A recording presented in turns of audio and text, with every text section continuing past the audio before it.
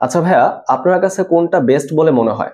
সারা বাংলাদেশে একই প্রশ্নে পরীক্ষা হওয়া, নাকি বিভিন্ন বোর্ডে বিভিন্ন রকম প্রশ্নে পরীক্ষা হওয়া? আমরা আসো আবার লজিক্যালি চিন্তা করি।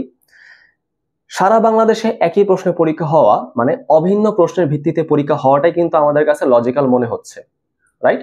তাহলে সবার মেধার পরীক্ষাটা কিন্তু সমান রকম হবে। এখন এখানে কিন্তু একটা সমস্যা আছে। কি সমস্যা? প্রশ্ন ফাঁস।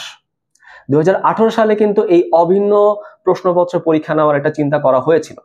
2018 সময় এসএসসি 18 এবং এইচএসসি 18 সময় যে প্রশ্নটা করা হয়েছিল সেটা পুরো বাংলাদেশে কিন্তু সেম ছিল। বাট এই প্রশ্নের ক্ষেত্রে কি দেখা গেছে? অনেক বেশি পরিমাণ প্রশ্ন ফাঁস। বাংলাদেশের প্রত্যন্ত অঞ্চলে যে প্রশ্নটা খুব গোপনীয় অবস্থায় থাকবে, সবাই যে আমরা খুব সৎ এরকম না। দেখা গেছে কি একটা অঞ্চলে প্রশ্ন ফাঁস মানে কি পুরো বাংলাদেশে প্রশ্ন ফাঁস হয়ে গেছে।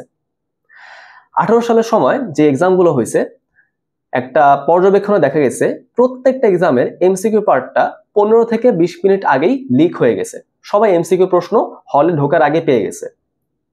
এই নিউজটা আমরা কিন্তু খুব ফলাভাবে দেখতে পাই না কোথাও। কেন? কারণ এই নিউজটা কিন্তু আনঅফিশিয়াল। এই নিউজটাকে তৎকালীন সরকার কিন্তু ধামাচাপা দিয়ে দিছে।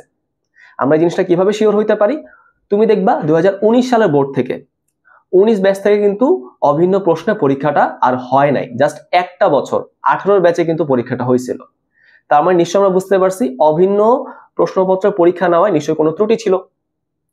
এখন আসো ভাইয়া, আমরা যদি লজিক্যালি চিন্তা করি, আমরা যদি উচিত কথা চিন্তা করি, তাহলে অবশ্যই পুরো বাংলাদেশে একটা প্রশ্নপত্র পরীক্ষা হওয়া উচিত। নাহলে কি হবে? ঢাকা বোর্ডের প্রশ্নটা ইজি হয়ে যাবে, কুমিল্লা বোর্ডেরটা টাফ হয়ে যাবে। বাট তুমি যখন অ্যাডমিশন দিতে যাবা তখন তো সবাই একসাথে পরীক্ষা দিবা। তাহলে জিনিসটা কিভাবে সমান হয়, তাই না? তার মানে আমি যেটা বলতে চাচ্ছি, পুরো বাংলাদেশে অভিন্ন প্রশ্নের ভিত্তিতে পরীক্ষা হওয়া উচিত। তবে সেই ক্ষেত্রে শর্ত হচ্ছে সিকিউরিটিটাকে, প্রশ্নপত্রের নিরাপত্তা ব্যবস্থাকে আরো বেশি উন্নত করতে হবে।